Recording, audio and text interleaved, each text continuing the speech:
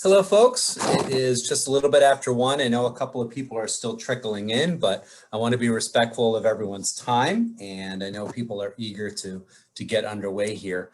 Good afternoon. My name is Martin Daly, and today's webinar is Comprehensive Plans, Gaining a Competitive Advantage for Your Community. This webinar is made possible by presenting sponsor, the MRB Group, and joining me today is Diana Smith, Senior Municipal Advisor, and Jane Nicholson, Senior Planning Associate from the MRB Group. Before we begin, I got to do the housekeeping, tell you where the fire exits are and everything. For those of you that do not know us, CDRPC is a regional planning and resource center that serves Albany, Rensselaer, Saratoga, and Schenectady counties. We foster intergovernmental cooperation, communicating, collaborating, and facilitating regional initiatives. We work with partners to help them address regional problems. And we established this webinar series to help planners sharpen their skills and as a vehicle for Planning and Zoning Board of Appeals members to obtain the credit hours that they need for their municipalities. Now, Planning and Zoning Board of Appeals members, I should be able to articulate that. I'm on a Board of Zoning Appeals myself. We are required by state statute to obtain 4 hours of training per year, and municipalities have a wide latitude in defining what training is acceptable for credit. After each webinar in the series, each attendee that registered with an email address will automatically receive an email confirming their attendance, and that email may be submitted to your municipality for credit. If you're calling in, you still are recorded as attending the webinar, but you might not get the email. So I'd recommend just reaching out to CDRPC. We can furnish you with proof of attendance for those folks that called in. We will need your phone number to confirm that you were called in. For folks that are practicing AICP certified planners, we have submitted this session for 1 hour of CM credit to the APA. If you go to our website, the webinar section has the CM number. It's also logged on the APA's website as well if you're looking for that information. Our attendees join with video and audio off for security purposes, and we have a large audience, but we still encourage you to engage in a spirited dialogue during the presentation. I will unmute attendees to allow them to ask questions directly if you'd like. To ask, please type your question or let me know you have a question using that chat box function you're so familiar with by now from Zoom. Use that chat box to punch in, I have a question, and I will unmute you, allow you to ask a question by video, get folks engaged. If you're more comfortable just typing your question to the chat box, go for it. I'll interject when I see an opportunity, and I'll relay your question to our presenters for them to answer. We do archive the presentation material. That will be on a PDF. That's something that we'll put on the Eventbrite page, the same place used to register for this webinar, so you can come back and be able to get an archive of the slideshow. We will also post the materials on CDRPC's website, along with a video of this presentation when the series concludes. So they'll be archived there at the end of the series when we wrap up in June. That video will be on CDRPC's YouTube when that's available. So let's get to it. Housekeeping's done behind us, which is my favorite part to get into the session. And today's session is Comprehensive Plans, Gaining a Competitive Advantage for Your Communities. Many communities do not have a strong, practical, and useful comprehensive plan.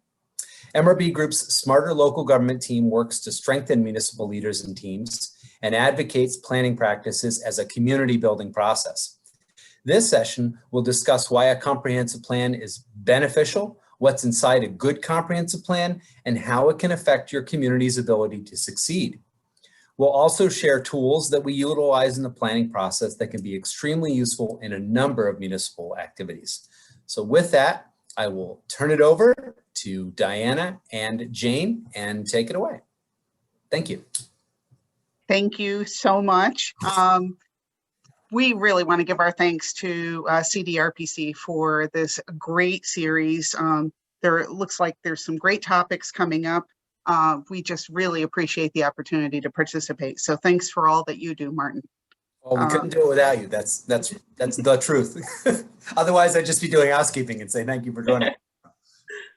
So do I need to share my screen here? Yes, you will need to share your screen. Here we go. And hopefully that does it. We got it. Excellent. All right. Thanks so much. So Jane and I are both members of the Smarter Local Gov team at MRB Group and have had the pleasure to work together for a while now. I think we're both really appreciative of being able to participate today. We're both pretty passionate about comprehensive plans, and I think that's because we both come from a municipal environment. I spent the better part of my life working with the village of Seneca Falls, initially as a volunteer, then as a member of the Board of Trustees, eventually becoming the mayor of Seneca Falls, and ran on a platform of planning, the need for planning. And I think both Jane and I have seen the power of planning and what it can do for communities. Jane, I'll allow you to introduce yourself. Absolutely. Thank you so much, Diana. It's really a pleasure to be here. So my background, I've been in planning for going on about 20 years now. And prior to joining the private sector, I worked in the public sector. So I was interfacing with long-range planning and current planning development reviews, and working directly with boards. So I was kind of on both sides of the coin. But as a planning director, I saw exactly the impact that these plans have on the community, and how they're such a powerful tool. So, now I love working on them for communities across the state. I've worked on them really actually across the country, and I love being able to share, how you can utilize them and really make them very strong documents that have teeth and that have pulls. So it's a pleasure to be here. Thank you so much.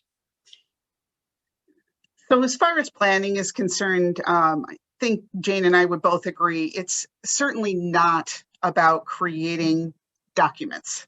And I think so many people feel as though that's what the planning process is. You end up with a document that's going to sit on a shelf and gather dust.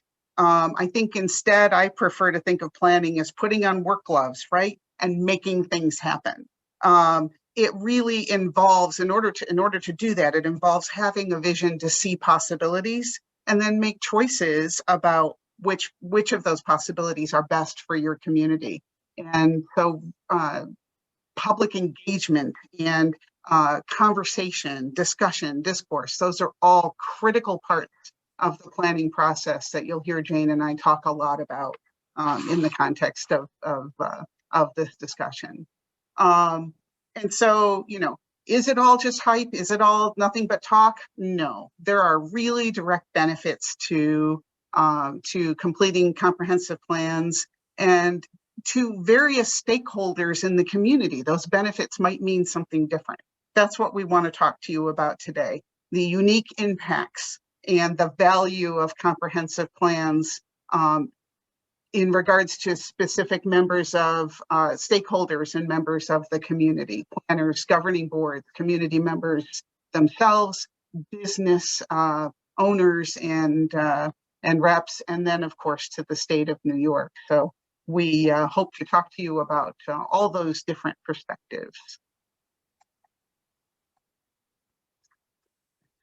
So the definition of a comprehensive plan, the state of New York has in its statutes put together this definition, an expression of a municipality's goals and recommended actions to achieve those goals, a document which focuses on intermediate and long-term protection. You're probably already going to sleep.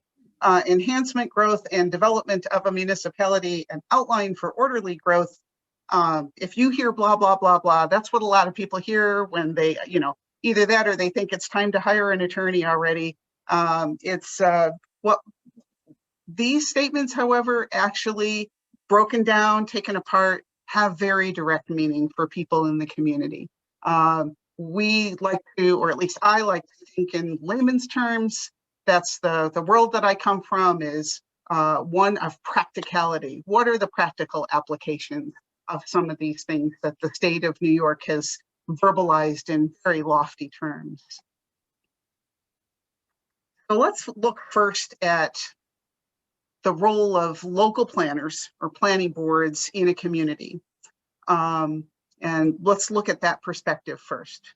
Most of the time, the folks who are serving on planning boards or on ZBAs or who are planners in communities, by the way, all three, thankless jobs, right? Jane, you worked directly with a lot of these folks on a day-to-day basis, and I did when I was mayor. It really takes an incredible sense of volunteerism. It's really giving a gift to the community when people work in these roles. But many times the considerations, the things that these folks are thinking about are literally the proposals that come before them, problems that need to be solved. When it's a development review, there are very specific things that the board is looking at, right? Based on a review process that's very, very strict. Is the proposal ready? Have the fees been submitted? Are we adhering to the timeline? Are we doing everything according to process and above reproach, right?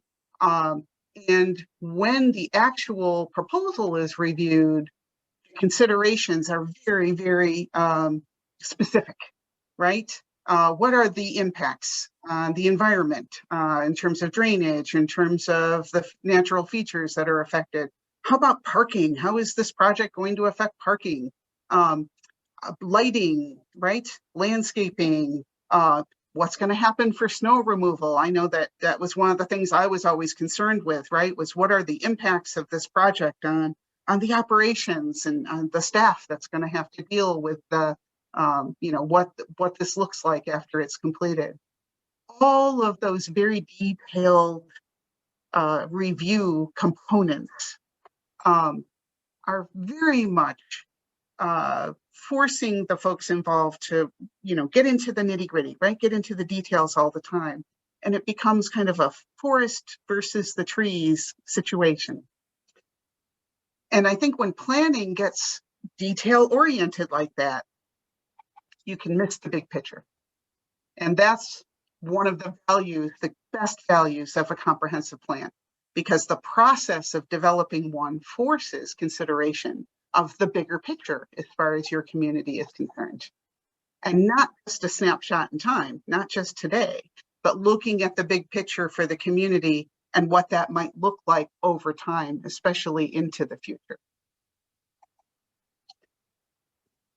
And then generally speaking, for local planners and boards, having a comp plan, we feel, actually, and Jane, absolutely chime in here based on your perspective, but having a comp plan can make the local planning decisions easier because there's a context, right? There's a context that the decision is going to, that really in terms of anything that's presented, there's a context for it to fit into. And then there's a test, right? There's a view of the future. Yeah, and you exactly. Can determine, whether it's compatible, right? Exactly. I couldn't have said it better. It's planning boards, zoning boards, I mean, your job is to look at site-specific applications. And if you don't have a strong comprehensive plan, if you don't have that foundation, it is very difficult to make decisions. And we're going to get into this a little bit more, but they help provide predictability. They establish a vision, both not only for you, but for developers, for applicants. If they're thinking of something very different than from what the comp plan says, then they may know that, okay, this site might not be appropriate, or even this community may not be appropriate for what I'm looking to do. So it ultimately can help save time and money as well.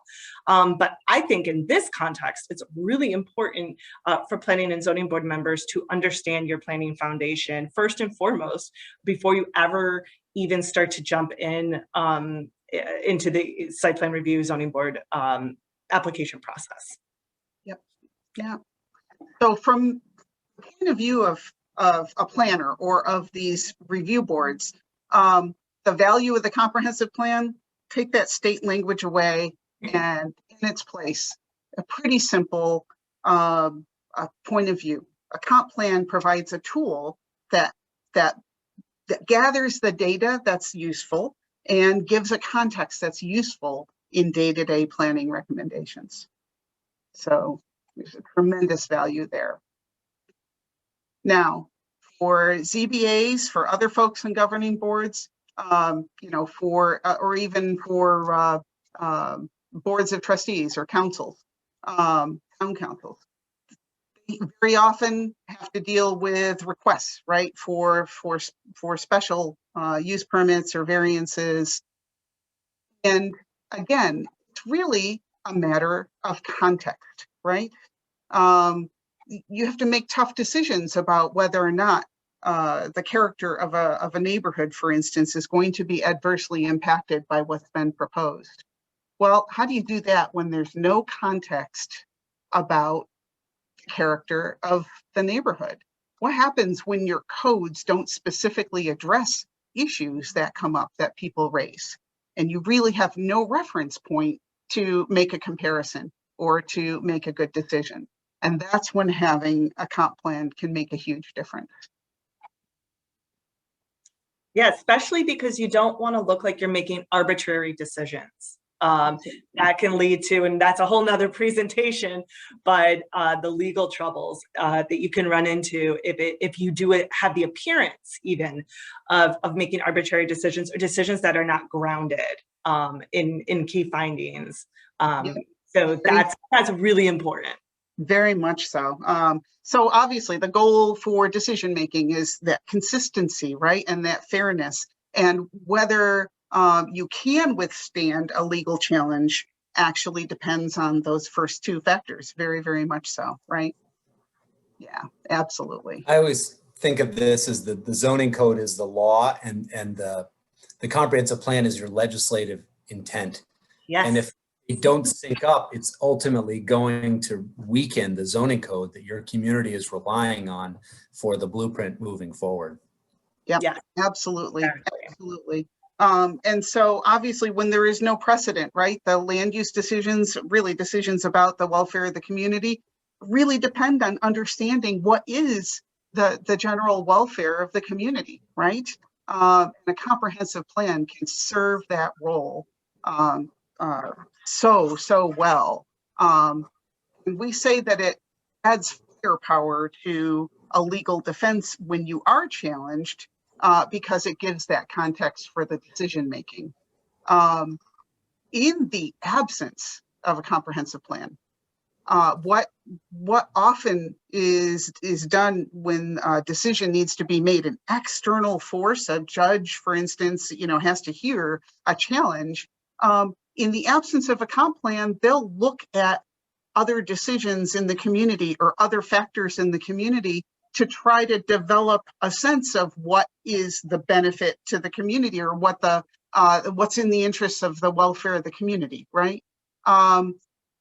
That's literally like asking somebody who is completely external to your situation to make a determination about what's in your best interests. And that's, it really makes very little sense. The best example I can come up with is that if someone had to make a determination about what's in my best interest, what my diet should be, right? I'm of an age when I know that I should have a really good basis for a healthy diet, right? I would hate to have someone look at what I ate yesterday and make a determination about what I think a healthy diet is based on poor decisions I made yesterday because I had no time, because I forgot to eat lunch, because a candy bar sounded really good at 2 p.m. And I'd hate to have somebody think that that's my choice of a healthy diet. So by the same token, why would you have somebody who's external look at recent decisions and say, oh, this must be what the community wants? It might not be reflective of reality at all. So from a governing board's point of view, again, take away that, you know, that convoluted language and just look at it from the point of view of some folks who have to make tough decisions. That point of comparison, that context, and that benchmark, if you will, that they can measure decision making by is so valuable. Now let's talk about community residents. We just talked about, you know, kind of determining what's, from somebody's point of view, an external point of view, what is in the best interest of the community. But from a community resident's point of view, the comp plan process actually is an opportunity for public education, right? It's an opportunity to ask the public what they think about things, do a survey. It's an opportunity to sit down with folks, and in the context of workshops, and I know, Jane, you do this all the time, right? You really get some FaceTime with folks, and you get the one-on-one conversations, and you hear what people are thinking. It's probably one of the greatest values of the comp plan process. And then, of course, tied into the process as defined by the state, there are public hearings, right? So before a document is adopted by the community, the public comment is part of the process. Getting feedback, and actually getting buy-in, if you will, from the community as part of that process. All of those things are all opportunities for communication that might otherwise not exist readily in the community. And the value of that is immense. That's a great point. And I'll actually, if we can go back, one thing I always like to say when it comes to resident engagement, when you're going through the planning process, through what we have on the screen here, information sharing, community surveys, design workshops, and the list of tools now for resident engagement, especially given that we've gone to a virtual world, is extensive, and it's evolving. Especially in this day and age compared to maybe 20 or 30 years ago, planners increasingly recognize that these need to be community-driven plans. So I always like to say, when we get to the public hearing part of adoption, which is kind of the formal, like Diana said, that's your legal mandate. I love to get through adoption with no one in the room. If nobody shows up because they know exactly, okay, this is great, we agree, and no one's there to fight it, then you've really gotten through a successful point. If you have done the necessary steps, have done it a very transparent, open, and engaging process, that is, then your public hearings should go well, and you shouldn't have surprises at the end. And so that's what I would like to say. If no one's there to fight it, but there to support it, then you've done a good job. Yep. And it's because that planning process is the vehicle for improved communication, right? And therefore, the finished product at the end it's not the voice of the board or of the planners or of some external consultant. It's the voice of the people, right? It's literally what residents want and need by their own communication. And what that creates, which is so powerful, is the fact that they feel part of that planning process. That's my plan, right? That's literally, it means that they participated, they have a sense of ownership. I helped with that, and therefore they'll help see it through as well. So that community ownership means that the goals that are established in that plan will outlive boards, will outlive the leadership of today, and carry forward into the leadership of tomorrow. So that is another tremendous value. But from the residents' point of view, they don't care about this language defined by the state, right? All they care about is, hey, this comprehensive plan, they asked me questions. They wanted my opinion. I got to participate in workshops.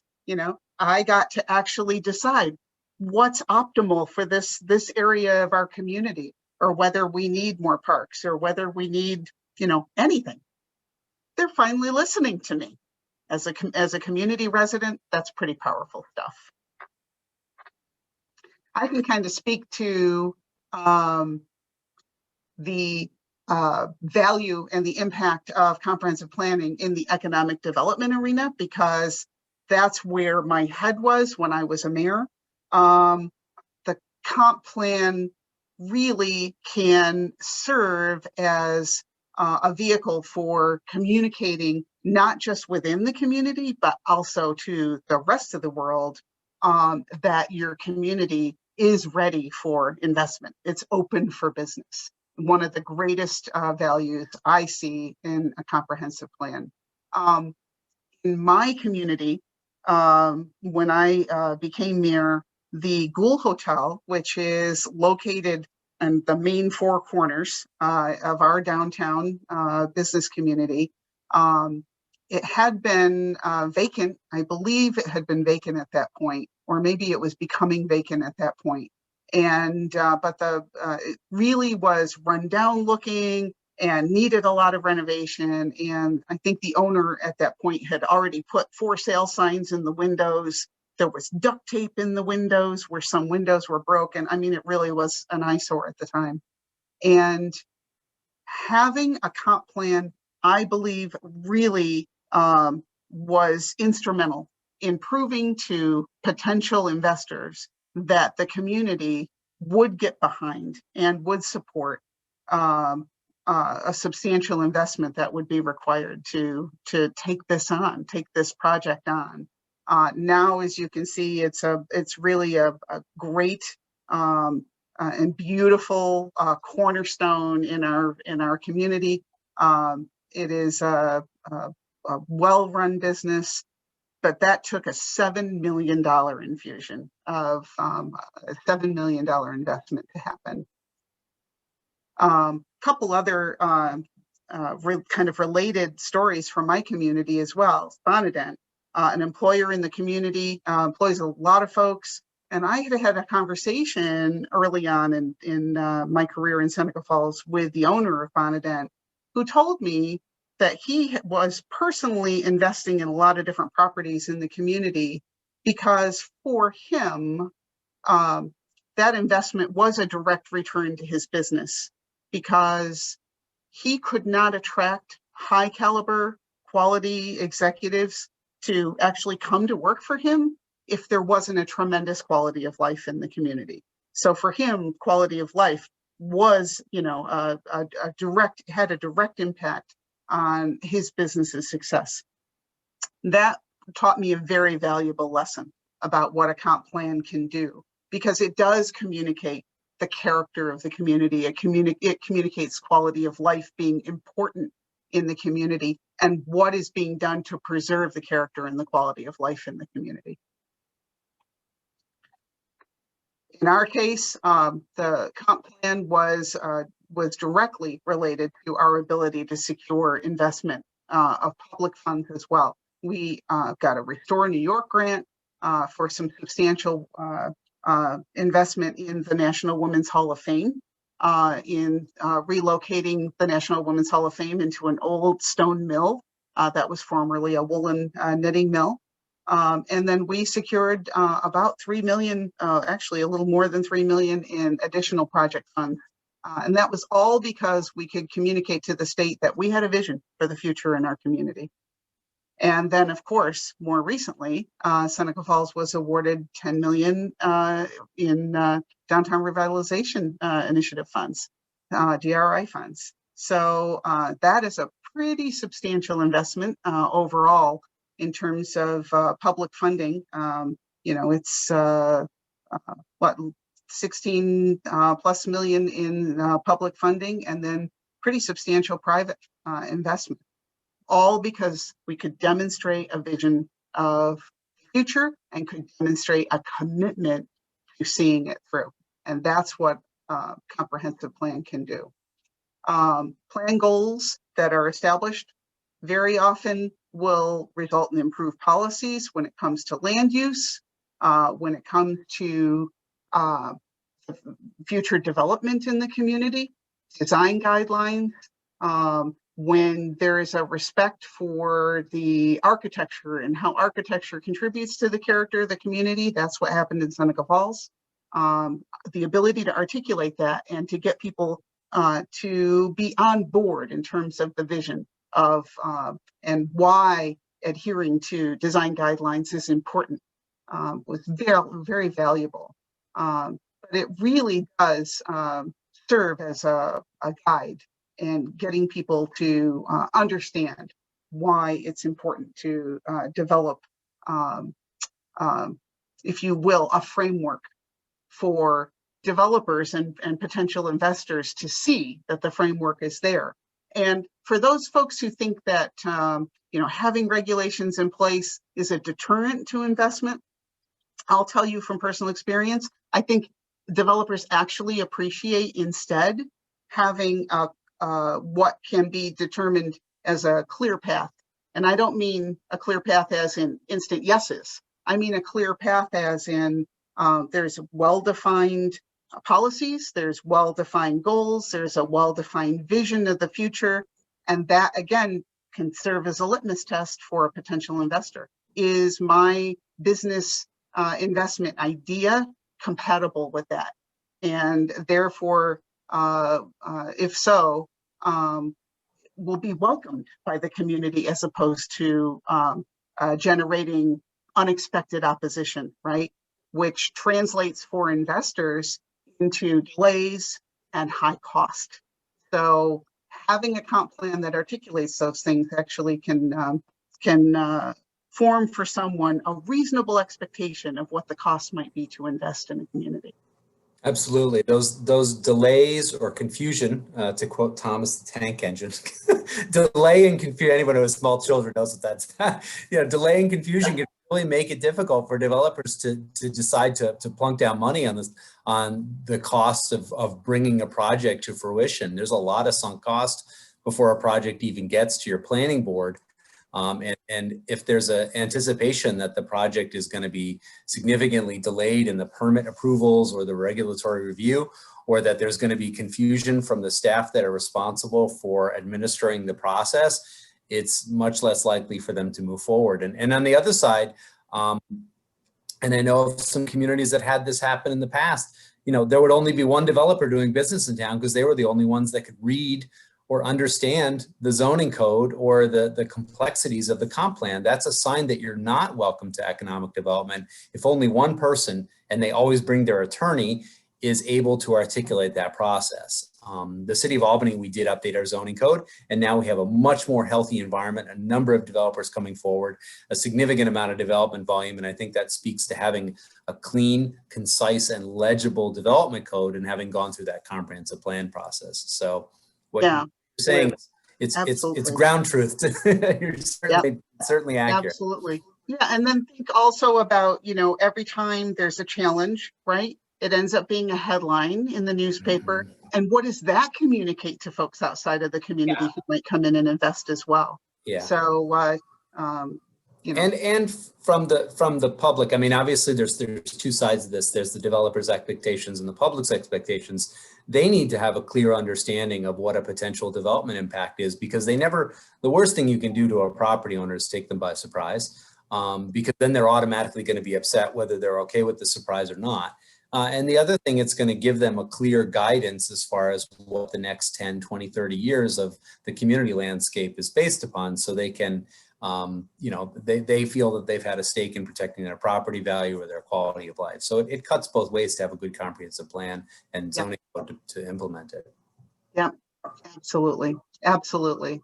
And so the other benefit too is that you, through the comprehensive plan process, engage business owners, right? They're part of the community, even though they may reside 30 miles or 40 miles away from your community or outside the community. They've invested significant funds in being part of the community, and being welcome to the process means that they will feel more like community members. They'll act more like community members, and that networking actually forms bonds that can have surprising positive impacts. I've worked with communities before that at the end of the comp planning process, they found that they had more volunteers willing to work on projects in the community, because now people have been engaged, they want to continue to be engaged.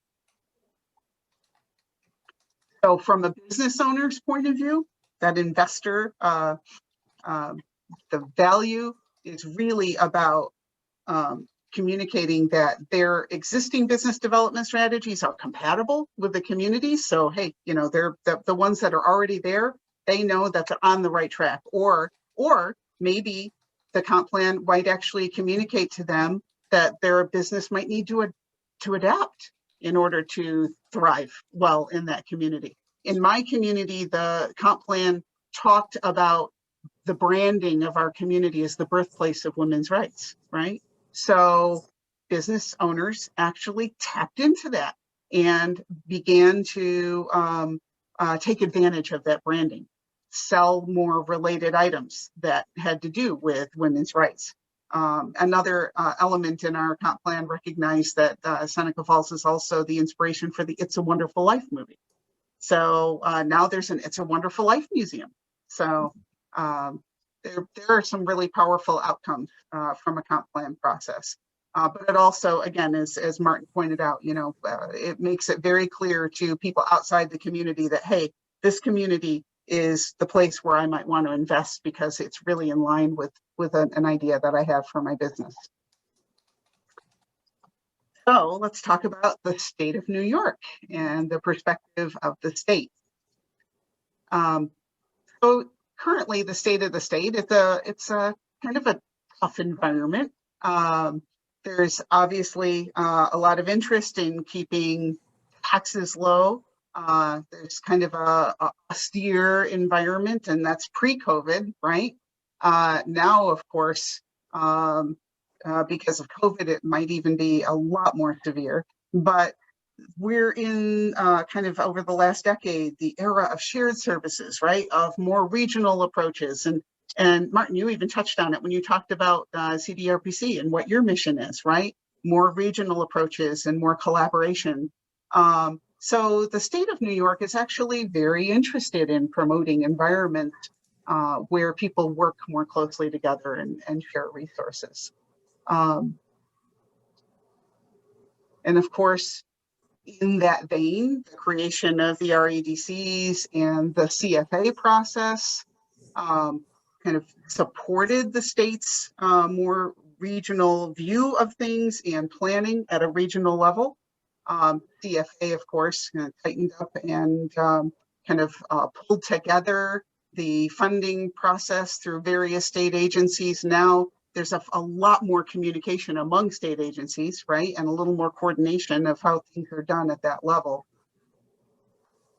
Now that we're coming up on the end of hopefully the end of the COVID era, but at least now we're starting to hear that the CFAs aren't going to be frozen this year. We're hearing that there's going to be some funding that's coming available. And there's at the federal level, there's commitment to invest in infrastructure. All of that is at this point going to create, if it isn't already creating, a certain clamor, a certain sense of competition where people really need to have their ducks in a row and be ready to seek out opportunities for investment on the public side of things. From the state's point of view, what a comprehensive plan does is it communicates very clearly to the state that the community does have a plan. The community has invested in the planning process and has established goals and is working to accomplish goals. And so if a published comp plan is actually in alignment with the Regional Economic Development Council's goals, then that communicates a worthwhile investment on the part of the state and can actually strengthen your competitive advantage in terms of being the recipient of investment. So it literally can strengthen your funding applications when you submit CFAs. And it's a question now in the CFA portal. Do you have a comprehensive plan? It's I'm not going to say a brick wall, but it certainly is a benchmark, right, for that CFA process. And Diana, to kind of add to that, back to your last slide, we recognize that it's very difficult right now, the financial challenges that a lot of the communities are facing. So for those of you that come from, even some of the smaller municipalities that don't have $70, $80, $100,000 to put into a really complex, high design, comprehensive plan, it's not necessary. There are a lot of unique ways to go about creating comp plans that are both affordable and get the job done.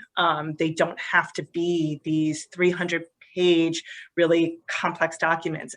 In fact, comprehensive plans are going much more strategic now. You're going to start to see more visual-based comp plans and plans that are, a number of pages, not 300, with another 45 appendices attached to it.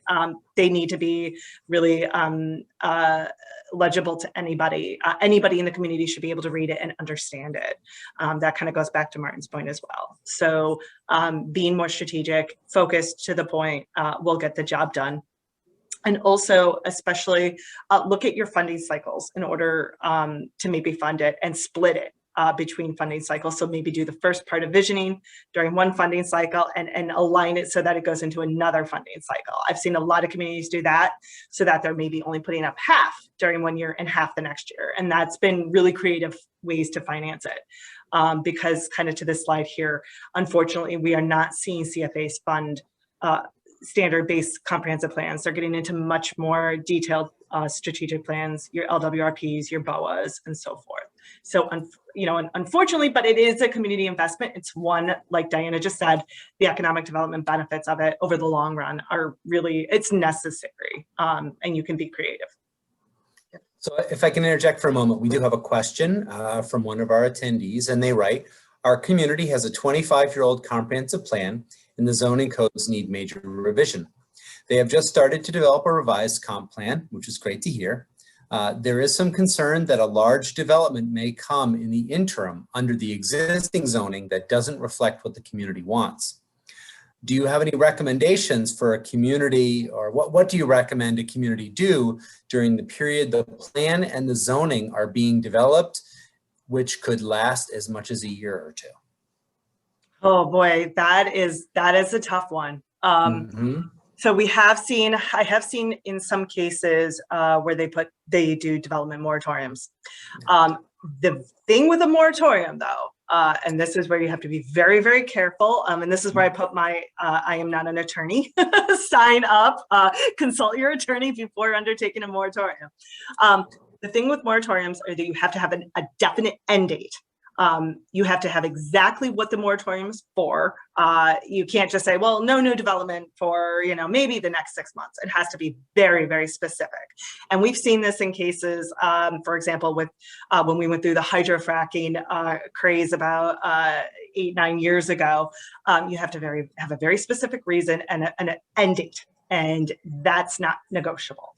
So moratoriums are very, very common.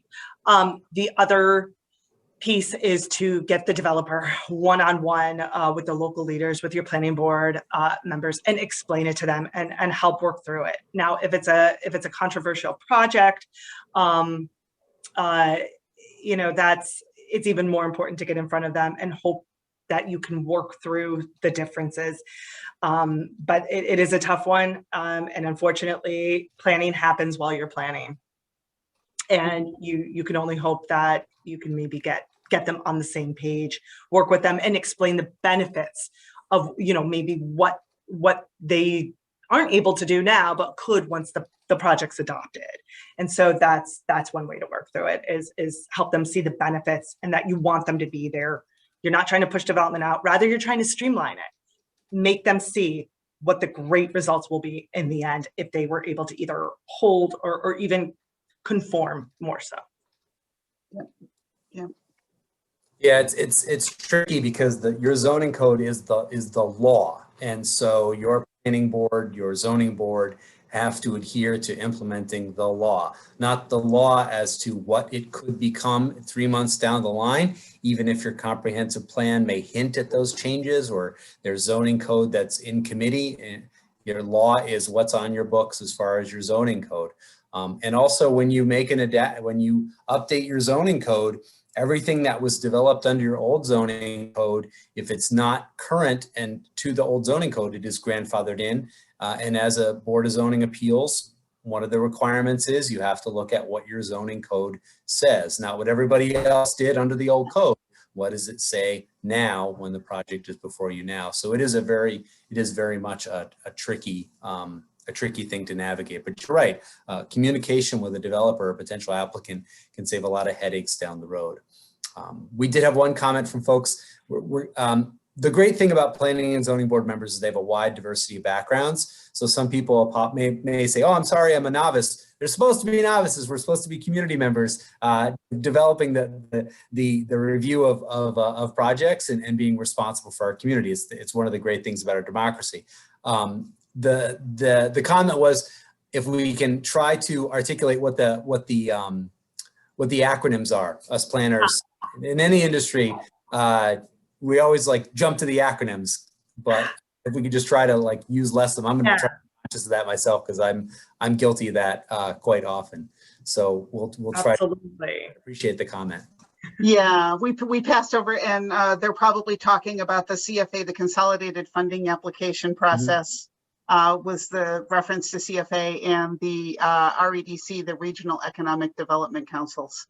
10 regions identified by the state, each one with its own leadership, if you will, and development of regional plans, right? That was a great concept, because rather than the state funding disparate, projects, now they can look at a regional plan and see whether, very much like a comp plan, see whether or not local projects that have been proposed are compatible, right? So it really does create a much more collaborative environment, at least at a regional level. And you're also not, for those folks who don't know that process, you're not submitting multiple applications to multiple agencies for different pieces of a program. You have the opportunity to take an application that may have a little bit of state parks funds attached to it, or a little bit of New York State environmental conservation or Department of Transportation elements. You can put them into one place and then be able to articulate where the agencies fund those, rather than crank out application after application on different funding timelines. It's a good way to have a one-stop shop. Yeah, that's the good news. The bad news is it makes them all due pretty much at the same time when you are still doing multiple applications. That's the tough part about the CFA process, but it definitely has its benefits in terms of getting everybody looking at the bigger picture, right? So let's just talk about the perspective of community leadership for the folks who do make decisions about whether or not investing in a comp plan. As Jane said, it very often, because of the lack of public funding these days for comp plans, it does require a decision whether or not to invest at the local level in this process. But for a community leader, the opportunity to do that means that you get incredible feedback coming back from people on a variety of things that can really make a huge difference in terms of your leadership in the community. So I'll look at services. What is it that residents in the community truly value in terms of services? And you may get some surprising answers here.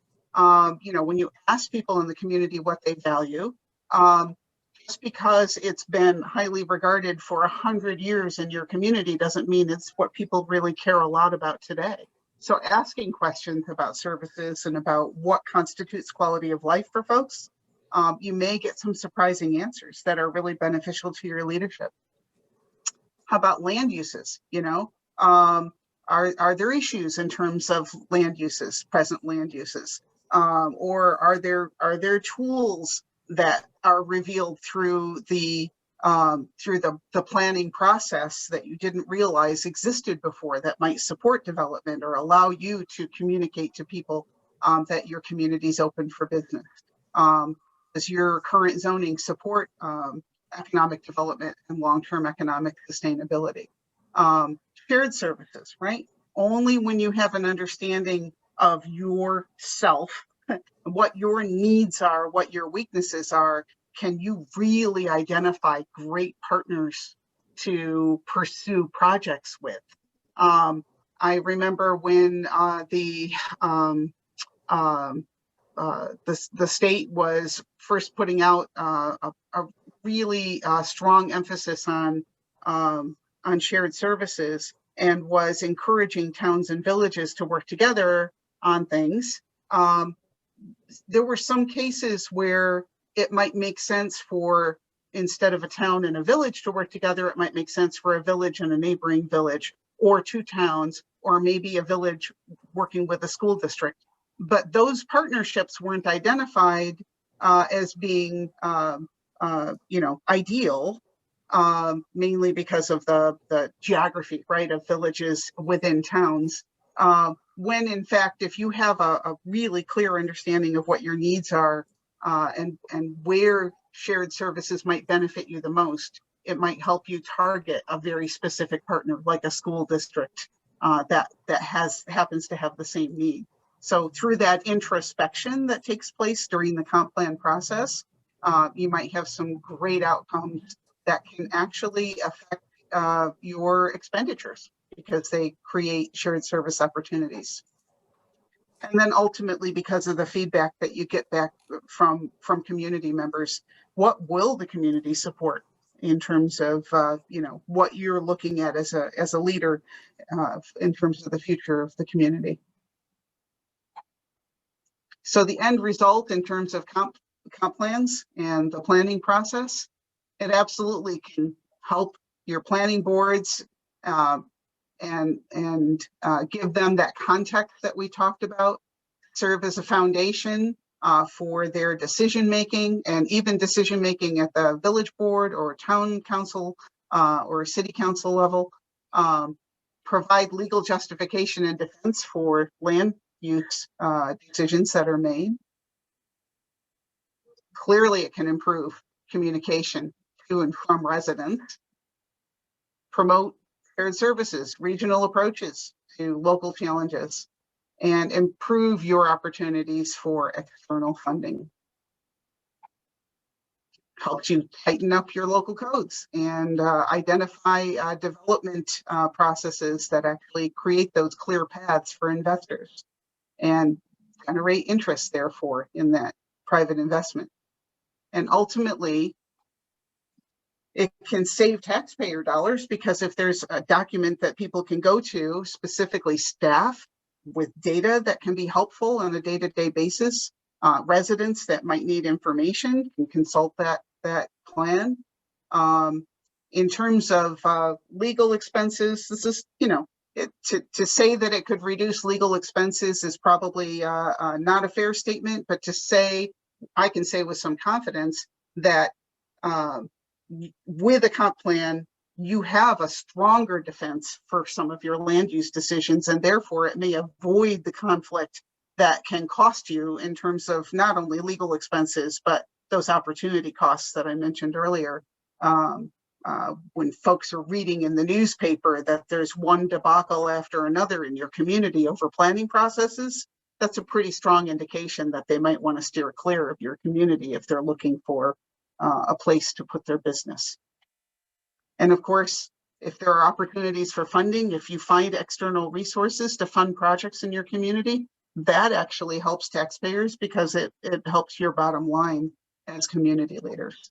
So there are a lot of ways that having a comp plan can strengthen your community and therefore have an impact on expenses and taxpayer dollars. Ultimately, that's the goal, right? Strengthen the community and make it more sustainable. We have a couple stories we can share with you. I know, Jane, you've worked with the folks in Canandaigua as well. Yeah. So this is a population change map, and it identifies in the Finger Lakes and Western region the two fastest growing counties in terms of population change during this census period. And so one of them was Ontario County, and which is the home of the town of Canandaigua. And Canandaigua is right at the tip of Canandaigua Lake. And in terms of the town itself, here's the zoning mixed use overlay map for the town of Canandaigua. It's almost mind-boggling in terms of the number of overlays that they've created.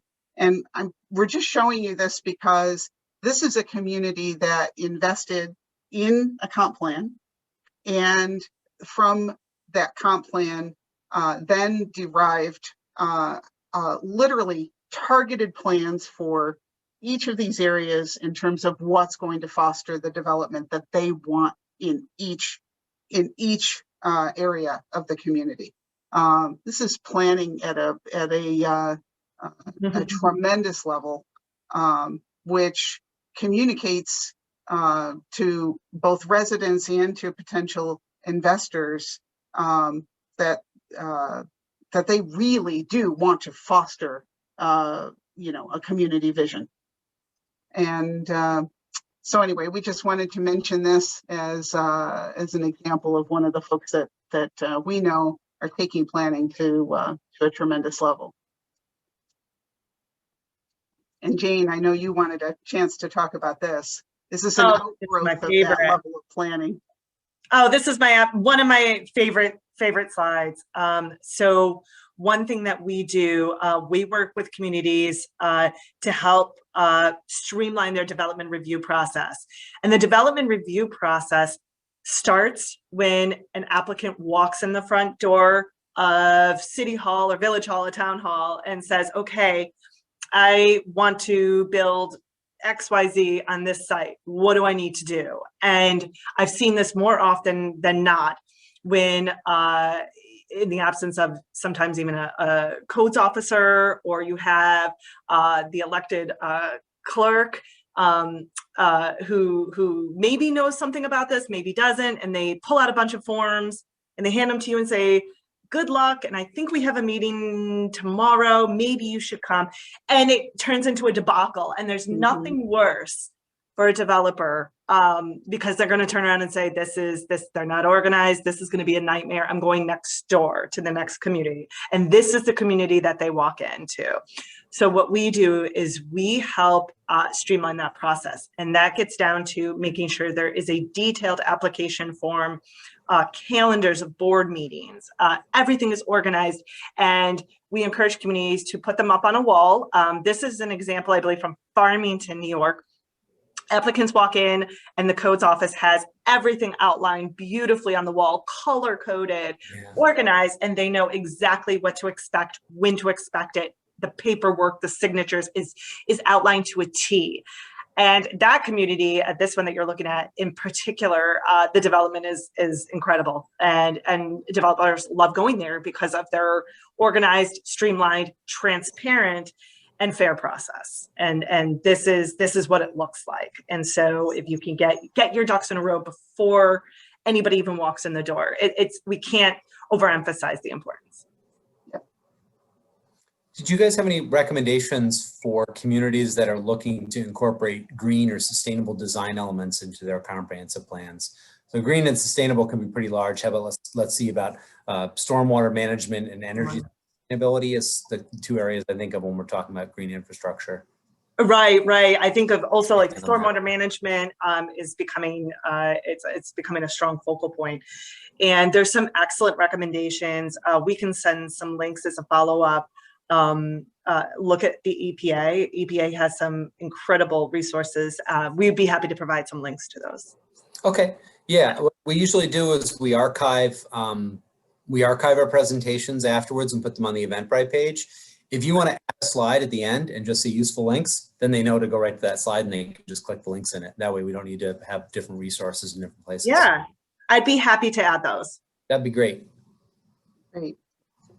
So we just have a couple other suggestions and kind of food for thought, and we'll very quickly go through this. But the usual deterrent in terms of comp planning in a community is the cost, right? And we worked a couple of years ago with Allegheny County, and the planner there, his name is Kira Durlam, who had a really innovative approach to funding comp plan process. And it was really based on this proverb. Rather than applying to NYSERDA, who at the time was funding comp plans, rather than applying to accomplish one comp plan, he applied for that level of funding, but he instead wanted to create a comp plan training school.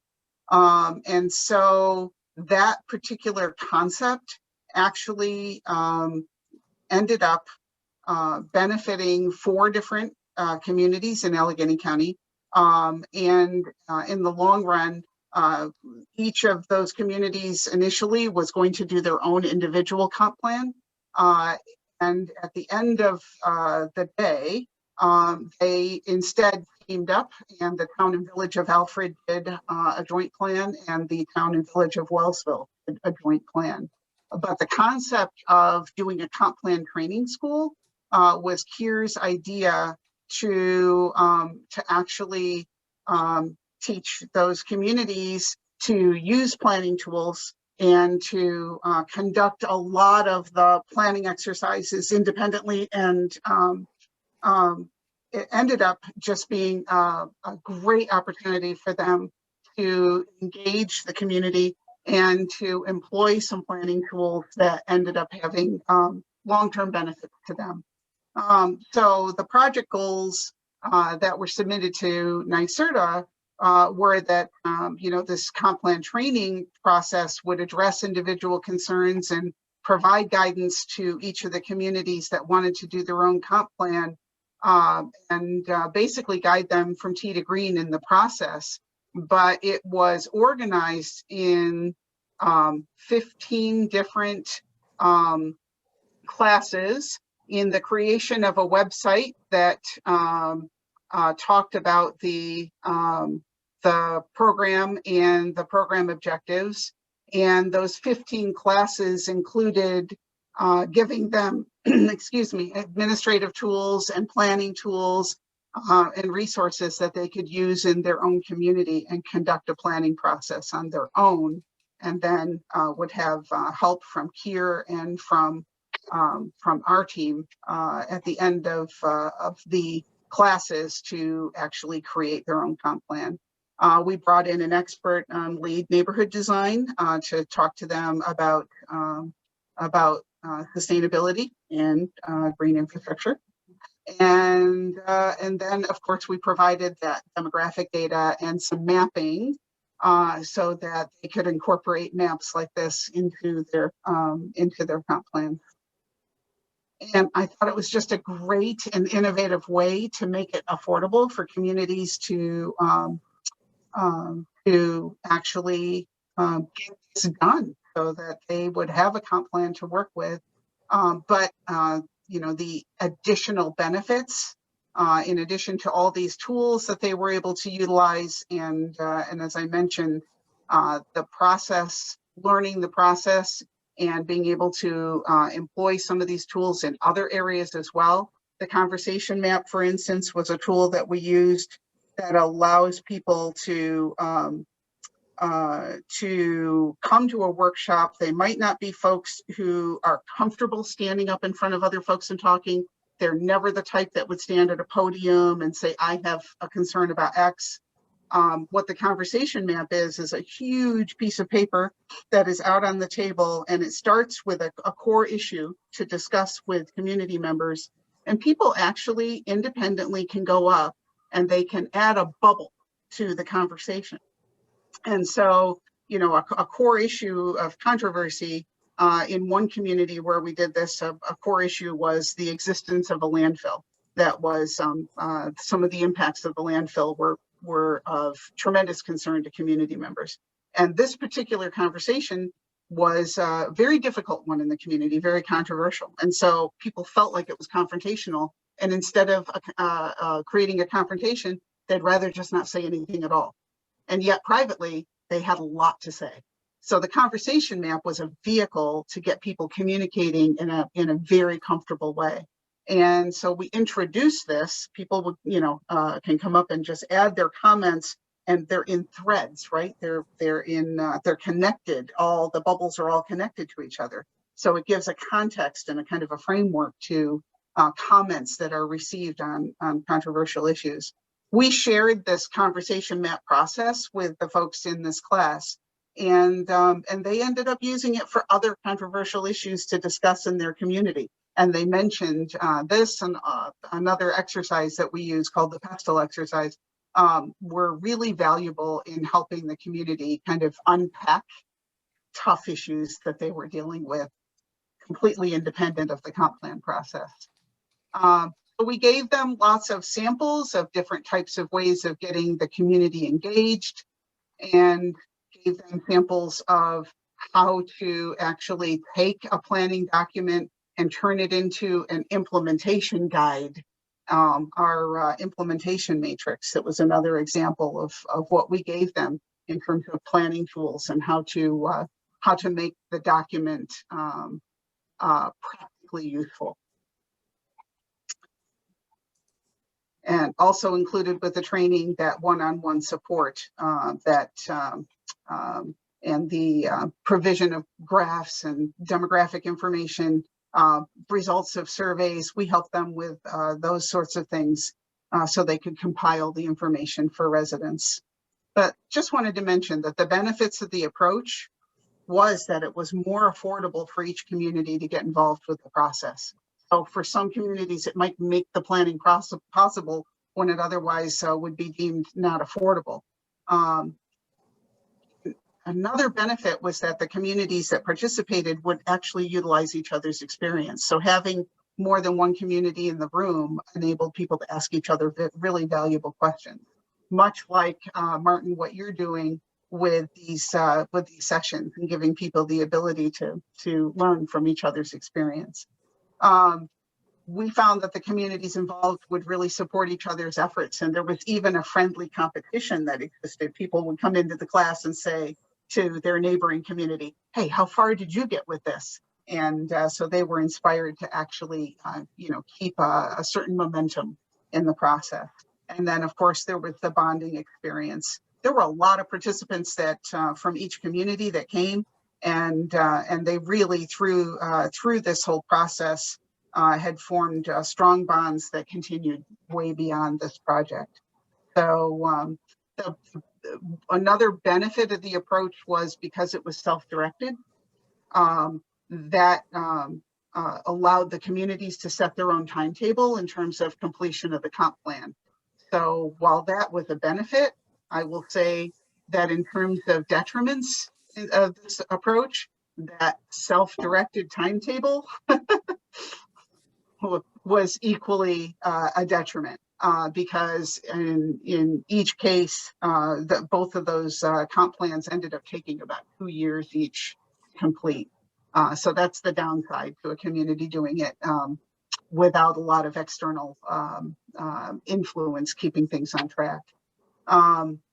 In the end, just the tremendous sense of appreciation for what planning can do in the community was a tremendous benefit to everyone.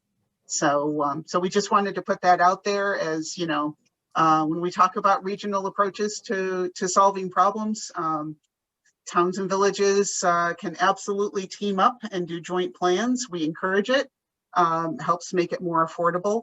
But Keir's approach to do it internally with a limited amount of external support through a comp plan training school, we would absolutely love to see communities do this again.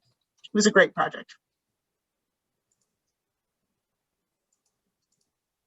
So comprehensive planning, it's definitely a great step towards municipal efficiency because of the self-analysis. And towards creating the future that you want, and therefore generating investment in the community because you have great and clearly defined goals, and ultimately that improves your bottom line, puts you at an advantage. So we are happy to stay in contact with you folks, and here's our contact information. Please feel free to reach out and send us any questions that you might have, and we'll get you that additional information and then get you the presentation, Martin.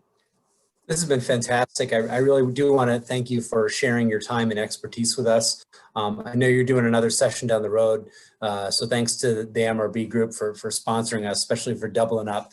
It makes my job a lot easier for soliciting sessions when we have folks that are willing to come to us and be able to provide content. So thank you very much. We'll archive this presentation if you want to add in some more materials. That's fantastic. I love to give presenters that opportunity to add in something they may have thought of while doing the presentation, which always happens to me. If you have those other resources, that would be fantastic. And we'll share that in the Eventbrite presentation. Glad to do it. Next week's session, we'll have, oh, I'm sorry, I cut you off. Did we going to say something else? Oh, just say glad to do it. Yep. Yes. We appreciate you. Next week's session will be delivery models for resilience, a case study for New York's Great Lakes Basin, and that's made possible by our presenting sponsor Bergman, and that'll take place next Wednesday at 1 p.m. So remember, Wednesdays, webinars, 1 p.m. It's an easy thing to roll off the tongue. So thank you again to Diana and Jane for sharing their time with us, and we hope to see many of you next week. Take care. Thanks so much. Thank you. Bye-bye.